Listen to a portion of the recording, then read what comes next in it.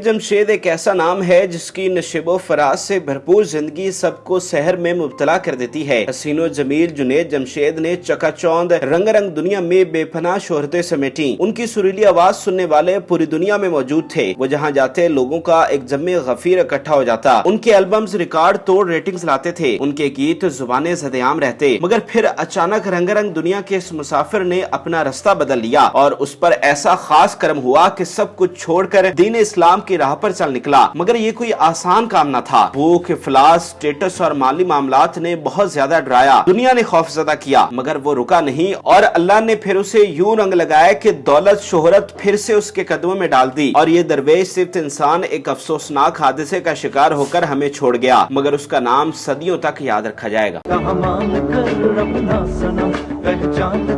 किसी ऐसे रंग रंग जाए सबसे जुदा नजर आए।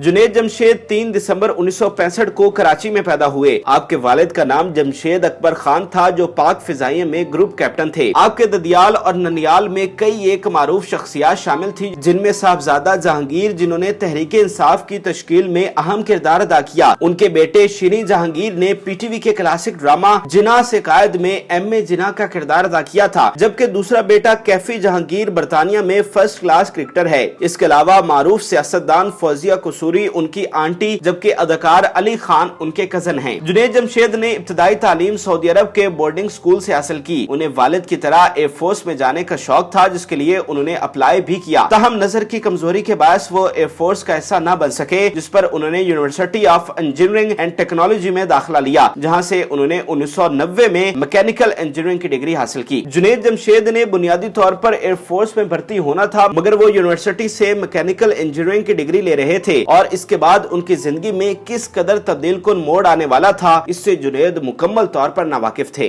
जुनैद जमशेद को अल्लाह ताला ने सुरीली आवाज से नवाजा था, जिसका इजहार वो दोस्तों के दरमियान बैठकर करते थे। उन्होंने कॉलेज के एक बैंड से खुद को मुंसलिक किया हुआ था, जिसके साथ वो शोज करते थे। 80 की दहाई में रुहेल हयात और शहजाद हसन की जानिब से वाइटल साइंस बैंड की तश्कील हो चुकी थी, मगर उनके पास लीड सिंगर के तौर पर कोई मौजूद न था। उन्हीं दिनों कॉलेज के फंक्शन में जुनैद जमशेद की जानिब से गुलकारी के जलवे बिखेरे जा रहे थे कि उन्हें रुहेल और शहजाद ने नोटिस कर लिया और उन्होंने जुनैद से कहा कि आपकी आवाज तो बहुत अच्छी है, आपको बड़े प्लेटफॉर्म पर गाना चाहिए, लिहाजा आप हमारे बैंड को ज्वाइन कर ले। ये लम्हा जुनैद की जिंदगी का लाइफ चेंजिंग मोमेंट था, जिसके बाद उन्होंने मुड़कर नहीं देखा।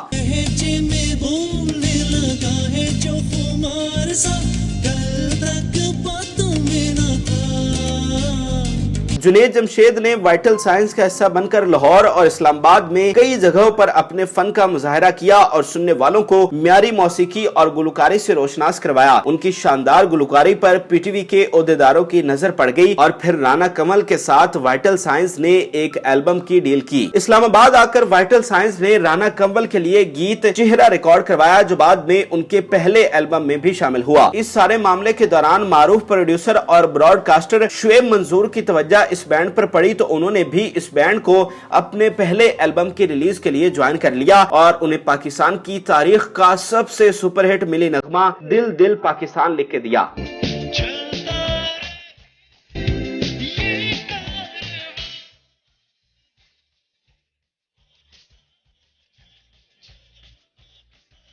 कुछ अरसे के बाद वाइटल साइंस ने वाइटल साइंस 1 के नाम से पहला एल्बम रिलीज किया, जिसके गीत पीटीवी पर नशर किए गए। एल्बम के 2 गीत दिल दिल पाकिस्तान और तुम मिल गए 14 अगस्त 1987 को नशर किए गए। इन 2 गीतों ने जुनैद जमशेद को रातों रात स्टार बना दिया था। एक इंटरव्यू में जुनैद ने कहा था कि उन्होंने म्यूजिक को बतौर मशगले के तौर पर इख्तियार किया था, लेकिन उन्हें नहीं पता था कि इस शोबे में इस तरह से उन्हें कामयाबी देखने को मिलेगी।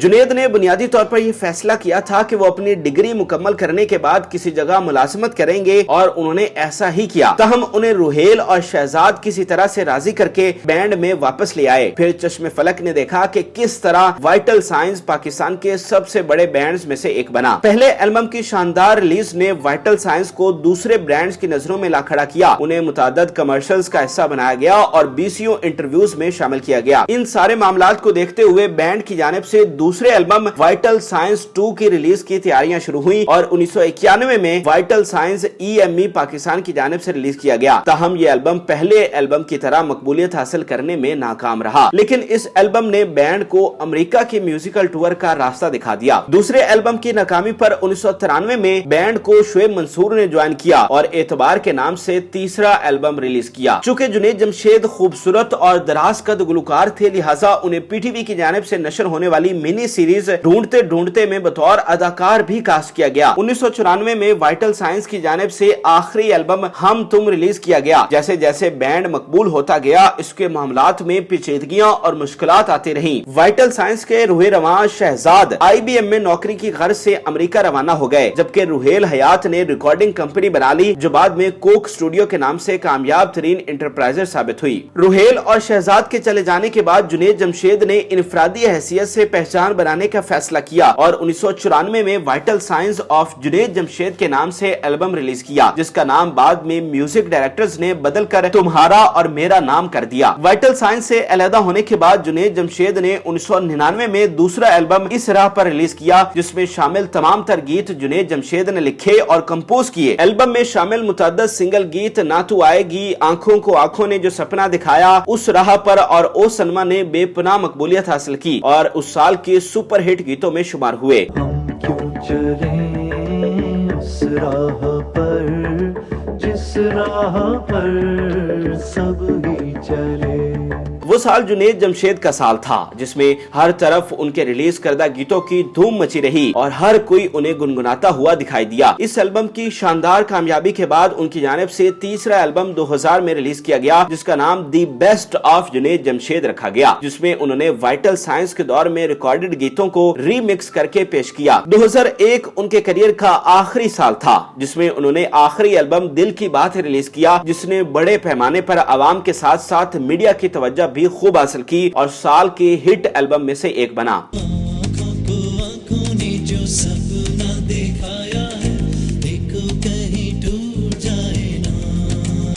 1999 में मीडिया पर जुनैद जमशेद के बारे में ये अफवाह गर्दिश करने लगी कि वो म्यूजिक इंडस्ट्री से किनारा कशी इख्तियार करने वाले हैं, मगर ये अफवाहें उस वक्त दम तोड़ गईं जब उन्होंने अपना पहला एल्बम रिलीज किया और वर्ल्ड टूर्स किए। तहम 2001 के बाद जुनैद जमशेद ने नकलो हरकत महदूद कर दी और मीडिया की नजरों से दूर रहना शुरू कर दिया, जो बज़ाहिर एक गैर मामूली बात थी। जुनैद जमशेद को बाज़ हलकों की जानिब से 5 वक्त की नमाज बाकायदगी से पढ़ते हुए देखा गया, पर यह राय कायम कर ली गई कि वो मौसीकी छोड़कर इस्लाम की तरफ राग़िब हो चुके हैं और ऐसा ही हुआ। मौसीकी मुकम्मल तौर पर छोड़ देने की वजह से उन्हें माली मुश्किलात का भी सामना करना पड़ा, क्योंकि उनका कोई और जरिया मुआश नहीं था। तहम उन्हें इस मौका पर उनके बेहतरीन दोस्त शुएब मंसूर ने माली लिहाज से बहुत सपोर्ट किया। माली हालात से निपटने के लिए जुनैद जमशेद ने करीबी दोस्तों के साथ मिलकर जे डॉट के नाम से कपड़ों का ब्रांड मुतारिफ करवाने का ऐलान किया, जो बज़ाहिर उनके चाहने वालों के लिए हैरत से कम न था कि वो अपने पसंदीदा गुलकार के गीतों के मुंतजिर थे और वो कपड़ों के कारोबार की तरफ आ गए। अभी ये कशमकश जारी थी कि 2004 में जुनैद जमशेद की जानिब से बाकायदा तौर पर म्यूजिक इंडस्ट्री छोड़ने का ऐलान करते हुए कहा कि अब वो बकिया जिंदगी अशाते इस्लाम में सर्फ करेंगे और मुआश कमाने के लिए कपड़ों का कारोबार करेंगे। उन्हें इस ऐलान पर हमायत और तनकीद जैसे मिले जुले तासुरात का सामना करना पड़ा। उनके करीबी दोस्त शुएब मंसूर ने अपने इंटरव्यू में कहा कि जुनैद के साथ मेरा ताल्लुक काफी पुराना है, मैंने उसे हर मुश्किल मोड़ पर मदद फराहम की और उसने जिंदगी का इतना बड़ा फैसला करने से पहले मुझसे पूछना भी गवारा नहीं किया। जब उसे जरूरत थी तो मैं मदद बनकर उसके पास पहुंचा, मगर जब मुझे मदद दरकार हुई तो उसने म्यूजिक को हराम करार देकर अपनी जान छुड़ा ली। इस हवाले से ये बात काबिल जिक्र है कि शुएब मंसूर की सुपर हिट फिल्म खुदा के लिए बुनियादी तौर पर जुनैद जमशेद की कहानी पर मुश्तमिल थी, जिसके मरकजी किरदार के लिए उन्होंने जुनैद से राब्ता किया था और उन्हें राजी किया था कि वो इस किरदार के लिए अपनी दाढ़ी मुंडवा लेंगे, जिस पर जुनैद की जानिब से हामी भरी गई, मगर ऐन मौका पर जुनैद जमशेद की जानिब से अपने जिगरी दोस्त शुएब को इनकार कर दिया गया, जिन्होंने फिर अदाकार शान को उनकी जगह कास्ट किया। जुनैद के इस अमल से उन दोनों की दोस्ती में वाज़ेह दरार आ गई थी। जुनैद जमशेद ने जिस अंदाज से खुद को म्यूजिक इंडस्ट्री से अलहदा किया, उसने उन्हें खबरों की ज़ीनत बना दिया। उनके हवाले से यह कहा गया कि एक सीनियर गिटारिस्ट के यहाँ होने वाली निजी तकरीब में उन्हें मदऊ किया गया, जहाँ मौसीकी की महफिल हो रही थी, जिसमें जुनैद जमशेद ने गाना शुरू किया तो खुद को रोक नहीं पाए, क्योंकि उन्हें लुत्फ आ रहा था और वो एक के बाद ایک گیت گاتے جا رہے تھے۔ ان کے بارے میں یہاں تک لکھا گیا کہ وہ اپنی بیوی عائشہ کو گھر چھوڑنے کے بعد دوبارہ محفل کیسا بنے اور وہ ان لوگوں میں سے ایک تھے جو سب سے آخر میں محفل سے رخصت ہوئے۔ گلوکاری ترک کرنے کے بعد جنید جمشید نے مکمل طور پر خود کو اسلام کے لیے وقف کر دیا۔ وہ مختلف موقعوں پر اسلام کی تبلیغ میں دکھائی دیے۔ کہا جاتا ہے کہ انہیں اس طرف لانے میں مولانا طارق جمیل کا کردار نمایاں تھا، جس کی وجہ سے وہ زیادہ تر ان کے ہمراہ نظر آتے، حتیٰ کہ وہ مولانا کے ساتھ حج کی سعادت حاصل کرنے بھی گئے۔ اسلام میں سراپا داخل ہونے کے بعد جنید جمشید نے اپنی آواز کو اللہ اور اس کے رسول کی تعریف جیسے مقدس فرض کے لیے استعمال کرنا شروع کیا اور نعتیہ کلام پر مشتمل 10 البم ریکارڈ کروائے۔ ان کے مقبول کلاموں میں محمد کا روزہ،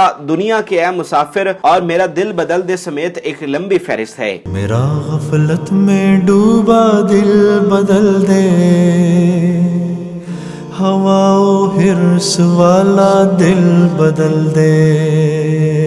اسلام کی طرف راغب ہونے کے بعد اس سفر میں جنید جمشید کو بے شمار مشکلات کا سامنا کرنا پڑا، جس کا انہوں نے خندہ پیشانی سے مقابلہ کیا۔ دسمبر 2014 میں ان کا ایک کلپ وائرل ہوا جس میں وہ کسی جگہ بیان کر رہے ہیں اور اس میں ان کی جانب سے تکلم کی روانی میں حضرت عائشہ کے بارے میں کچھ ایسے الفاظ بول دیے گئے جس کو سن کر ان کے بارے میں یہ فتویٰ جاری کر دیا گیا کہ وہ توہین کے مرتکب ہوئے ہیں۔ اس حوالے سے افسوسناک واقعہ اسلام آباد ایئرپورٹ پر پیش آیا، جہاں انہیں مشتعل گروہ کی جانب سے تشدد کا نشانہ بنانے کی ناکام کوشش کی گئی۔ اس واقعے کے بعد انہوں نے ویڈیو میسج میں رو رو کر معافی مانگ لی تھی۔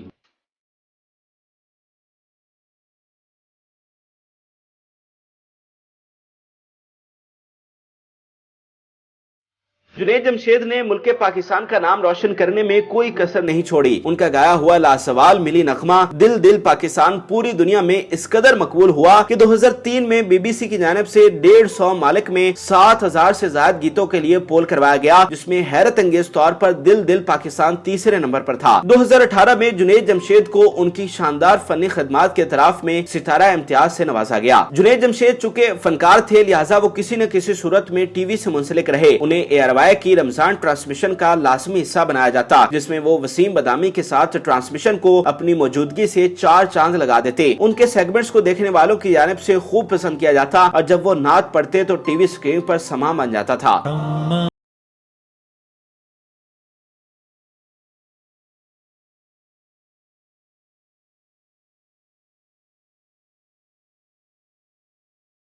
اپنی دوسری بیوی ناہیہ کے ہمراہ چترال میں تبلیغ کے سلسلے میں موجود تھے۔ دسمبر 2016 میں انہوں نے چترال سے اسلام آباد کی پرواز لی کہ انہوں نے جمعہ کو پارلیمان کی مسجد میں خطبہ دینا تھا، مگر انہیں کیا معلوم تھا کہ وہ وہاں کبھی نہیں پہنچ پائیں گے۔ پرواز بھرنے کے کچھ دیر بعد ہی ان کا طیارہ حویلیاں کے مقام پر گر کر تباہ ہو گیا، جس سے طیارے میں سوار تمام تر افراد لقمہ اجل بن گئے۔ جنید جمشید نے سوگواران میں پہلی بیوی عائشہ، 3 بیٹوں اور 1 بیٹی چھوڑی۔ 15 دسمبر کو کراچی کی معین خان اکیڈمی میں ان کا نماز جنازہ ادا کیا، جس میں بڑی تعداد میں لوگوں نے شرکت کی اور انہیں آخری سلام پیش کیا۔ جنید جمشید کو کرنگی کے قبرستان میں سپرد خاک۔